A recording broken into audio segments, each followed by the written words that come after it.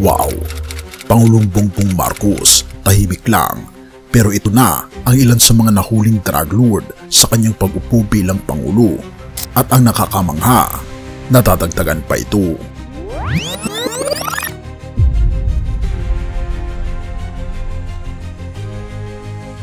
Tahimik lang si Pangulong Bongbong Marcos, walang maingay na kampanya, walang madramang deklarasyon, pero habang abala ang iba sa pagbabatikos, may isang nakakagulat na listahan ang lumabas. More than 40 na drug lords na pala ang nahuli sa ilalim ng kanyang administrasyon. Sandali, 40 plus? Maraming Pilipino ang hindi nakakaalam nito. Tahimik lang si Pangulong Bongbong Marcos, pero isa-isa nang nahuhulog ang malalaking isda. Pero ang tanong, bakit hindi ito nag-iingay sa mainstream media? Bago natin ipagpatuloy kaibigan, siya nga pala ang Great Controversy na isa sa mga pinaka-kontrobersyal na libro dahil tumutukoy ito sa mga propesiya sa libro ng Daniel at Revelation na nagaganap na sa panahon natin ngayon bago ang pagdating ng ating Panginoong Diyos ay pinamimigay na namin ng libre sa pamamagitan ng PDF. At ito ay nasa limited lamang na panahon, kaya i-click mo sa description sa baba upang ma-avail mo kaibigan ang napaka-importanteng libro ito na magbubukas sa iyo sa mas maliwanag mong hinaharap. Purihin ang ating Panginoong Diyos at tayo magpatuloy. Noong nakaraang administrasyon, palaging laman ng balita ang laban kontra droga. Pero bakit ngayon parang hindi ito napapansin? May dahilan. Pero bago natin pag-usapan yan, isa-isahin natin ang ilang malalaking pangalan na nahulog sa bitag ni Pangulong Bongbong Marcos. Drug Lord number 1, nahuli sa isang high-profile raid, may koneksyon sa international syndicates. Drug Lord number 2, matagal nang tinutugis pero ngayon lang nadakip sa isang coordinated operation. Drug Lord number 3, isa sa pinakamatagal na pasimuno ng droga sa bansa, ngayon nasa loob na ng rehas. Halika at tignan ang kanilang mga mukha. Ito ay nahuli ng Bureau of Investigation na na-deport sa Serbia na wanted sa illegal drugs. Isa pa dito, isang Canadian ang nahuli. Gayon din ang ilan sa mga Taiwanese na sinasabing drug lords at miyembro ng sindikato sa paggawa ng illegal na droga. Isa pa dito ay isang South Korean. Gayon din ang kapatid ni Michael Yang na naresto sa Pasay. Isa pa dito si Alice Guo na sinasabing sindikato rin. Gayon din ang isang Australian na nag-smuggle ng droga. Isa mo pa dito tulad ng Kyrgyzstan woman na nalink sa West African Drug Syndicate. Ito pa, 2 foreigners including ex-POGO worker ay naaresto rin at 7 pa na Chinese nationals ang inaresto ng PCG. Isa rin ito, isang so-called fugitive na wanted ng Interpol. Isa mo pa dito ang isang Chinese man na naaresto. Gayun din ang mga high profile na mga sindikato. Isa mo pa dito ang 2 wanted na alien fugitives.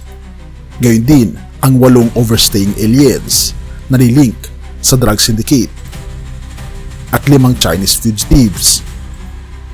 Isa mo pa dito ang isang tinatawag na Binondo man na naaresto dahil sa financial fraud at isang Korean fugitive na naaresto rin ng BI head office. Isang Vietnamese pa ang naaresto. Kasama pa ang 2 fugitives at isang undesirable alien na naaresto sa Intramuros. 4 pa na fugitive mula sa Japan at 3 fugitive ang naaresto pa sa unang buwan ng 2024. Isa mo pa dito ang nahuling Korean money forger. 7 Chinese nationals intercepted, 7 Chinese nationals, 3 Frenchman, isa pang Chinese noong February 20 na nahuli sa NAIA, 2 wanted Chinese fugitives pa, 3 blacklisted Chinese men, isang Chinese trafficker, 2 Taiwanese, isang Socorman, 2 Korean fugitives, isang Korean pa, at 2 Korean pa, at napakarami pa mga kaibigan. Kung ating titignan, ay hindi ito basta-basta, huli lang, kundi malalaking tao ang nahuli ni Pangulong Bongbong Marcos. Pero bakit tila tahimik ito? Ang sagot, dahil iba ang estilo ni Pangulong Bongbong Marcos. Nung nakaraan, lantaran ang kampanya, pero marami ang naapektuhan, lalo na ang maliliit nating kababayan, mga street pusher, mga nalulung sa droga, sila ang unang natatamaan. Habang ang malaking drug lord, naglaho lang at lumipat ng tirahan. Pero ngayon, baliktad ang nangyayari. Tahimik pero malalim ang operasyon, mas target-oriented, mas matalino at mas epektibo. Ngunit may isang nakakagulat ng talye. Kung tutuusin, hindi na itong bago. Matagal lang sinasabi ni Pangulong Bongbong Marcos na mas gusto niya nagtahimik pero solidong aksyon. Hindi siya mahilig sa drama. Hindi niya kailangang ipakita sa kamera ang bawat operasyon. Ang mahalaga, may resulta. At ito ang matindi. Sa dami ng mga nahuling malalaking drug lords, mas lumilinaw kung sino ang talagang nasa likod ng drug trade sa bansa. Kaya ang tanong, ano ang susunod na mangyayari? Kung mahigit 40 na drug lords na ang nahuli sa ilalim ng PBBM, ano ang ibig sabihin nito sa hinaharap? Mas malalim na investigasyon? Mas malaking pangalan ang mahuhuli? Mas tahimik pero mas malawak na operasyon? Isang bagay ang sigurado, ang laban sa droga ngayon ay hindi lang basta operasyon. Ito ay isang game of strategy. Tahimik lang si Pangulong Bongbong Marcos pero mas epektibo ang galaw. Ang tanong, sino kaya ang susunod? Have mercy, O God. Kawikaan 10 verse 30, ang masama ay hindi makatatagal sa lupain, ngunit ang matuwid ay hindi mapapatalsik kailanman. Sa mundo, tila nagtatagumpay minsan ang masasama. Nakikita natin ang kasamaan sa iba't ibang anyo. Katiwalian, pandaraya, droga, at iba pang gawain ng mga taong walang takot sa ating Panginoon Diyos. Ngunit ang salita ng ating Panginoon ay malinaw. Ang masasama ay hindi magtatagal. Ang Panginoon ay may huling pag-uusga. Kahit gaano pa kalawak ang operasyon ng mga makasalanan, kahit gaano pa sila kayaman o kapangyarihan, darating ang araw na harap sila sa ating Panginoon Diyos at ang kanilang masasamang gawa ay mahayag at hahatulan. Ngunit paano tayo tumutugon bilang mga Kristiyano? Una, huwag mag-alala sa masasama. Ang ating Panginoon Jesus, ang ating katarungan, at siya ang magpapakita ng tunay na hustisya sa tamang panahon.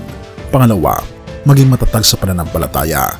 Kahit tila hindi agad nakikita ang katwiran, ang pangako ng ating Panginoon Diyos ay sigurado. Ang matuwid ay hindi mapapatalsik kailanman. Pangatlo, lumakad sa kabanalan. Hindi natin kayang baguhin ang mundo sa sarili nating lakas. Ngunit sa pamamagitan ng ating Panginoon Jesus, maaari tayong maging liwanag sa isang madilim na mundo. Kaibigan, ang ating Panginoon Kristo lamang ang ating katarungan.